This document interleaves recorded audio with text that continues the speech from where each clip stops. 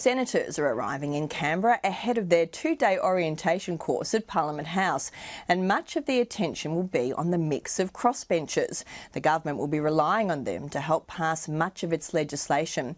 David Leyonhjelm from the Liberal Democratic Party has formed an alliance of sorts with Family First Senator-elect Bob Day. Mr Leyonhjelm told reporters he feels privileged to have been elected. In some respects, I feel that if I've been preparing for this much of my life. I've had an interest in politics, and I think Australia's been over-governed and over-regulated and overtaxed for a long time. So now I can finally start pushing back a little bit and possibly make a little bit of a difference. Do you have a meeting scheduled with Eric Abetz and or the Prime Minister at this stage? No. We've got meetings with the government whips and things like that tomorrow and Friday, but no. Eric rang me last night, but no meetings. I don't think I'll be seeing him until next week. We get sworn in on Monday, and I think things will get serious at that point. What is the most important or key element of the budget that you will support or not support, do you think? Well, the broad direction of the budget is all right. We have a fiscal problem. There's an imbalance between our expenditure and revenue. And I reject the idea that it's a revenue problem. It's an expenditure problem.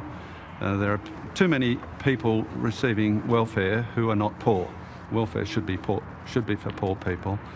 And so if we start on that, that'd be a good thing. Not every element of the budget is ideal. But I'm only one senator in 76, so there'll be a limit to how much I can do about it, but I will sort of raise my voice at the appropriate time. You said you've been building up to this for much of your life. What are you hoping to achieve in Canberra? I've described it as putting Godzilla back in its cage. Godzilla is the massive government that we've got. What is it, 1.9 million public servants. They're costing us hundreds of billions of dollars, and many of them are doing a great job, but we don't need them all. They would be just as productive. The economy would be better off if we had fewer of them. So my overall objective is to convince the government that we don't need to do as much. The government should do less. So when you hear people say the government ought to do something, what I would like to see is the government says, no, we're not going to do something, and not only that, we'll do less than we're doing already. A lot of commentators have suggested that you and Bob Day are, pretty ideologically similar to the government, so you'll help with their agenda. Do you think that you are on the same page with the coalition for much of their agenda? The coalition flips and flops around a little bit, and when they're talking about fiscal responsibility, then I'm in total agreement with them, and so is Bob Day.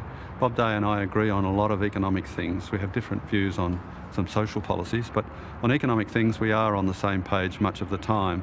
We don't even have to talk about it to be on the same page often. So I expect to be working with Bob a lot, agreeing with the coalition probably more often than I would agree with the Greens, but how often, I don't know yet. And what are your first impressions of the capital? You're now your second home. I'm a Sydney person, and my blood is thin. I don't like cold weather, so I don't really want it to be that much of a home.